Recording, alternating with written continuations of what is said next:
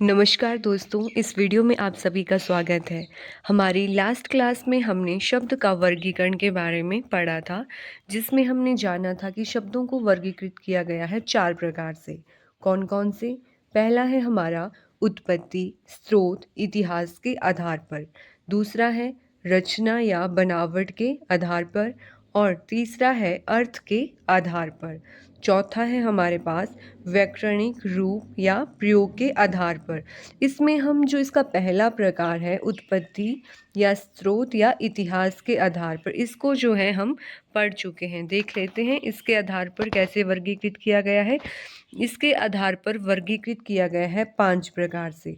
हालांकि कुछ किताबों में आपको ये देखने को मिलेगा 4 प्रकार से, लेकिन जो हमारी हिंदी भाषा है इसमें 5 तरह के शब्दों का प्रयोग किया जाता है, इसलिए हम पांचों जो प्रकार हैं उनके बारे में पढ़ेंगे।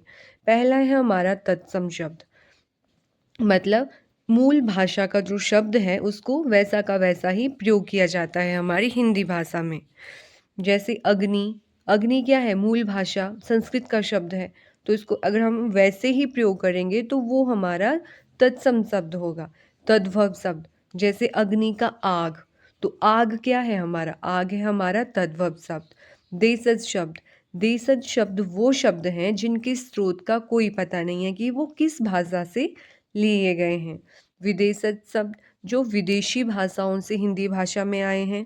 शंकर शब्द, जो दो अलग अलग भाषाओं को मिलाकर शब्द प्रयोग किए जाते हैं हमारी हिंदी भाषा में, उन्हें कहते हैं हम शंकर शब्द। तो ये बात हो गई उत्पत्ति, स्रोत या इतिहास के आधार पर शब्दों का वर्गीकरण। और आज इस क्लास में हम पढ़ेंगे रचना, बनावट के आधार पर, अर्थ के आधार पर और व्याकरणिक रूप या प्रयोग के आधार पर शब्दों का वर्गीकरण। तो पहले बात करेंगे हम रचना के आधार पर। अब देखिए, रचना या बनावट के आधार पर शब्दों को वर्गीकृत किया गया है 3 प्रकार से। कौन कौन से? रूढ़ शब्द, जिनको रूढ़ी शब्द भी कहते हैं। यौगिक शब्द, योग रूढ़ शब्द या योग रूढ़ी शब्द। सबसे पहले हम बात करेंगे रूढ़ शब्द की। अब रूढ़ शब्द क्या होते हैं? जिस शब्द के खंडों का कोई अर्थ न हो। क्या कहा गया है? कोई शब्द है जिसका खंड मतलब टुकड़े कर दिए जाएं तो उसका कोई अर्थ न हो, उसे हम रूढ़ या रूढ़ी शब्द कहते हैं। जैसे शब्द है पुस्तक और शब्द है आम। अब इनके टुकड़े करेंगे, जैसे पुस्तक, पुस्त प्लस क, या जैसे आम है, आम के टुकड़े कैसे करेंगे? आ प्लस म। अब इस आ और इस म का कोई अर्थ नहीं है जब इनके टुकड़े कर दिए गए, लेकिन जब हम इनको एक साथ लिखेंगे तो आम क्या है? एक फल है, इसका अर्थ है ना। तो ये क्या है हमारा? ये हमारा रूढ़ शब्द है। उसी तरह एक और उदाहरण लेते हैं, पेड़। अब पेड़ के टुकड़े करेंगे तो क्या बनेगा? पे प्लस ड़। और इस पे और ड़ का अलग अलग कोई अर्थ नहीं है, लेकिन जब इसको इकट्ठा करके लिखेंगे तो इसका अर्थ निकलता है। पेड़ क्या होता है? वृक्ष। तो ऐसे शब्दों को हम कहते हैं रूढ़ शब्द। कैसे शब्द? जो किन्हीं अन्य शब्दों के योग से न बने हों और किसी विशेष अर्थ को प्रकट करते हों। मतलब उनका अर्थ होना चाहिए एक, लेकिन टुकड़े करने पर उनका कोई अर्थ ना निकले, वो होते हैं हमारे रूढ़ शब्द। दूसरा है हमारे पास यौगिक शब्द। अब यौगिक शब्द क्या होते हैं? जो शब्द दो शब्दों के योग से बनते हैं और दोनों शब्दों का कुछ न कुछ अर्थ निकलता है, उन्हें कहते हैं हम यौगिक शब्द। जैसे मैंने कहा, जो शब्द किसी अन्य शब्द के मेल से बने हो, मतलब दो शब्दों के मेल से बने हो, वो होते हैं यौगिक शब्द। जब इसके टुकड़े कर दिए जाते हैं या खंड बना दिए जाते हैं तो उनका क्या है? सार्थक अर्थ होता है। अब देखिए, जो हमारे संधि, उपसर्ग, प्रत्यय, समास, ये शब्द होते हैं हमारे यौगिक शब्द। क्योंकि संधि में क्या होता है? हमें पता है दो शब्द होते हैं और दोनों का एक अर्थ होता है। उपसर्ग में भी क्या है? कोई शब्द है उसमें हम उपसर्ग जोड़ते हैं, उसका भी मीनिंग होता है। प्रत्यय, किसी शब्द के अंत में जब हम प्रत्यय लगाते हैं तो उनका भी अपना एक अर्थ होता है। उसी तरह समास, समास में भी हमारे दो शब्दों को मिलाकर एक शब्द बनता है। तो ये जो संधि, उपसर्ग, प्रत्यय और समास हैं, ये हमारे सारे जो इनके अंदर शब्द आते हैं वो हमारे यौगिक शब्द होते हैं। जैसे अब उदाहरण से समझते हैं। जैसे शब्द है विद्यालय, कैसे बना है? विद्या प्लस आलय, मतलब विद्या का घर। तो ये क्या है हमारा? ये है हमारा यौगिक शब्द। उसी तरह पुस्तकालय दो शब्दों के योग से बना है, पुस्तक प्लस आल्य। गंगा जल, गंगा का जल, हिमालय, हिम प्लस आल्य। तो ये सारे हमारे यौगिक शब्द हैं। ये दो भाषाओं के दो शब्दों के योग से बन रहे हैं और दोनों शब्दों का क्या है? कुछ ना कुछ अर्थ निकल के आ रहा है। तो इसे कहते हैं हम यौगिक शब्द।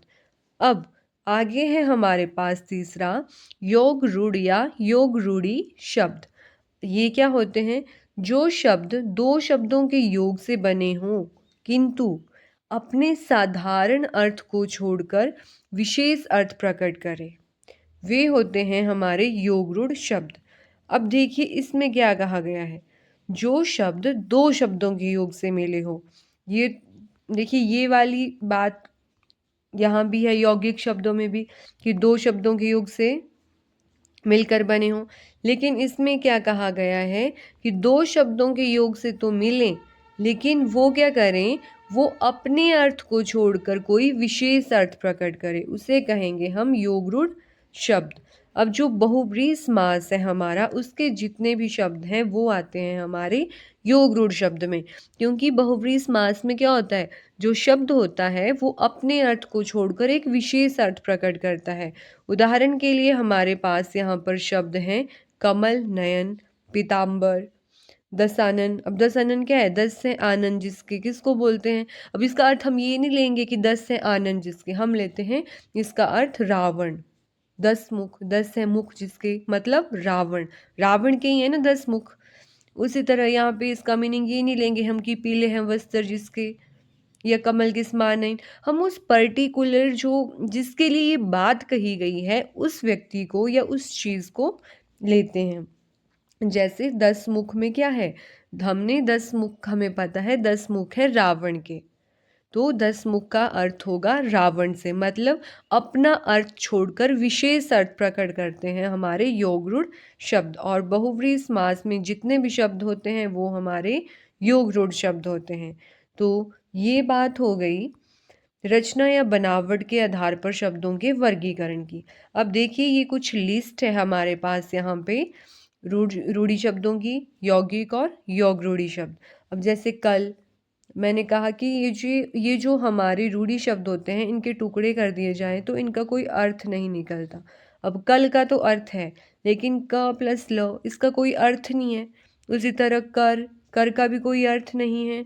दूसरी तरफ है हमारे यौगिक शब्द, विद्यालय, विद्या प्लस आल्य, हिमालय, हिम प्लस आल्य, वाचनालय, पुस्तकालय, मदिरालय। अब ये दो शब्दों के योग से बने हैं और इनका एक सार्थक अर्थ भी है। दूसरी तरफ है हमारे योग रूढ़ी शब्द। अब इनमें क्या है? ये अपने साधारण अर्थ को छोड़कर कोई विशेष अर्थ प्रकट करते हैं। जैसे दसानन किसको बोलते हैं? रावण को।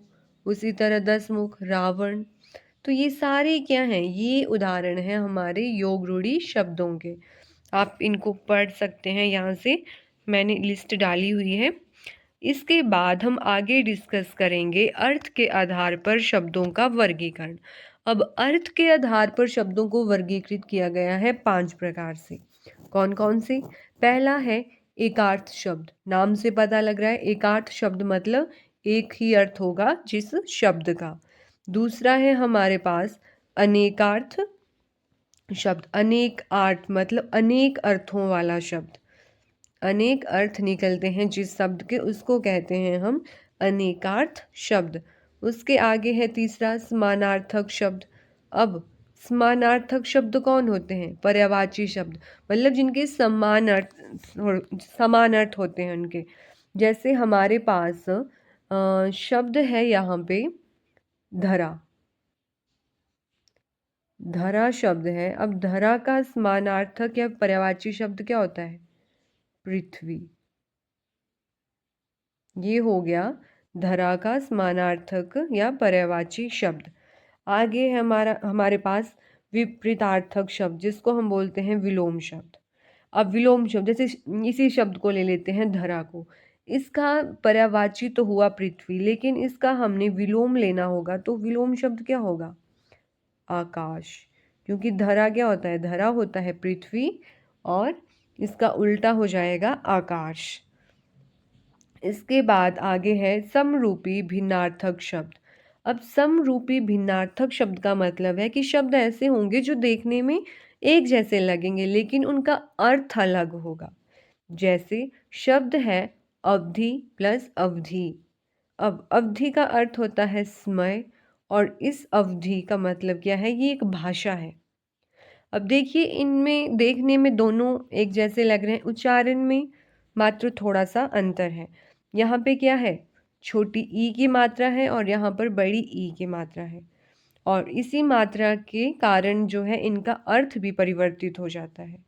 तो इस तरह के जो शब्द होते हैं वो कहलाते हैं हमारे समरूपी भिन्नार्थक शब्द। इनकी मैं आगे आपको लिस्ट भी प्रोवाइड करवाऊंगी। आगे है फोर्थ, व्याकरणिक या रूप या प्रयोग के आधार पर। अब इस आधार पर शब्दों को वर्गीकृत किया गया है दो प्रकार से। कौन कौन से? विकारी शब्द और अविकारी शब्द। इनको हम अपनी अगली क्लास में विस्तार से पढ़ेंगे। आज हम ये जो हमने ऊपर पढ़े अर्थ के आधार पर, और उससे पहले हमने पढ़े रचना या बनावट के आधार पर, इन्हीं को देख लेते हैं। तो पहले हम ये हैं हमारे पर्यायवाची शब्द, जिनको हम क्या बोलते हैं? समानार्थक शब्द। अब देखिए, ये पर्यायवाची शब्दों की लिस्ट है, आप इनको पढ़ सकते हैं यहाँ से। जैसे शब्द है अमृत। अब इसका समान अर्थ या इसका पर्यायवाची क्या होता है? सुधा, पीयूष, सोम, अमी, अमीय। ये हैं इसके पर्यायवाची शब्द। उसी तरह शब्द है असुर।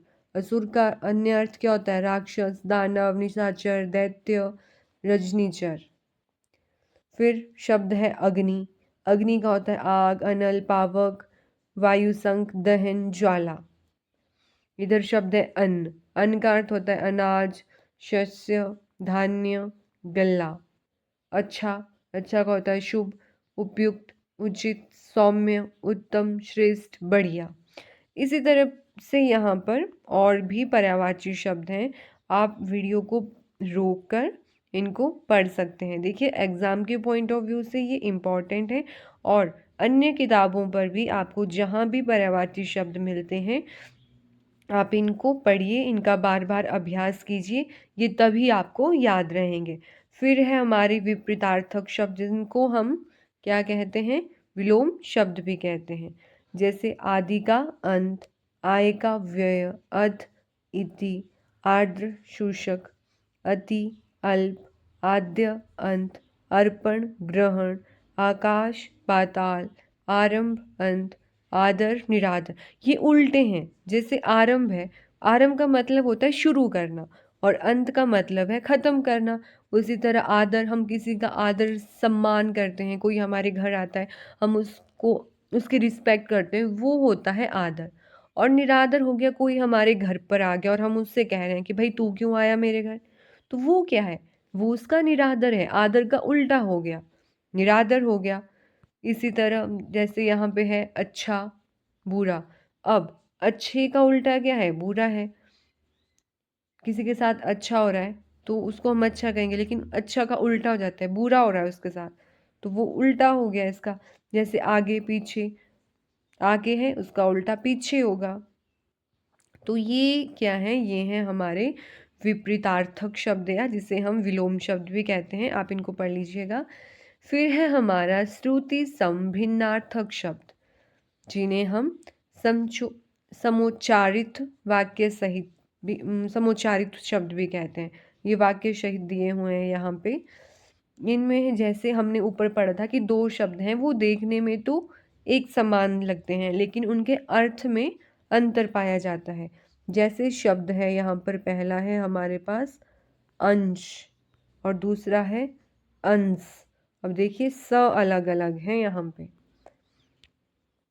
उदाहरण से देखिए, जो हमारे पास शब्द है अंश, अंश का अर्थ होता है भाग। और अंश का अर्थ होता है कंधा।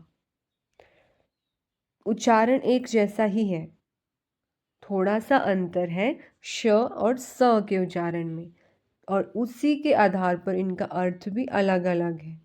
जैसे अंक गोद और अंग देह, अनल आग, अनिल हवा, अंगना स्त्री, अंगना घर का आंगन। अब यहाँ पे चंद्र बिंदु और अंग की बिंदी का अंतर है। उसी तरह यहाँ पे और शब्द भी हैं, आप इनको भी पढ़ सकते हैं। तो देखिए इन सभी में क्या है, अंतर है इनके अर्थ में। अणु का अर्थ होता है कण और अणु का अर्थ होता है बाध। जैसे परमाणु अणु से भी छोटा होता है, मतलब जो परमाणु है वो कण से भी छोटा होता है, और अणु उसका अनुकरण सोच समझकर करना चाहिए। तो अर्थ क्या है इन दोनों में, अणु और अणु का अलग अलग है।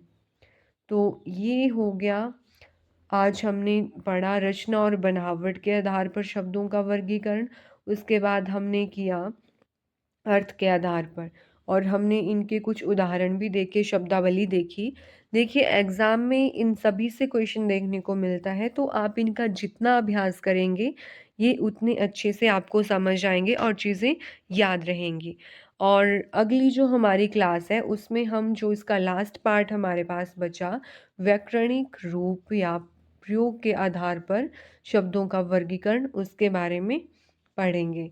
तो आज की क्लास यहीं पे विराम करते हैं, इसको यहीं पे रोकते हैं। इसी के साथ धन्यवाद।